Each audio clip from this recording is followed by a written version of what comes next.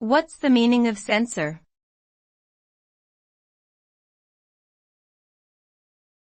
Censer.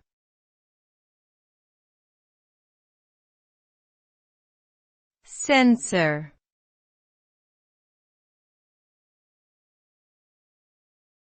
Censer.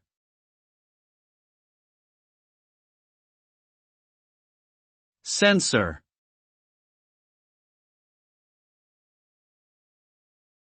A censer is a vessel used for burning incense. It is typically made of metal and has a lid with perforated holes.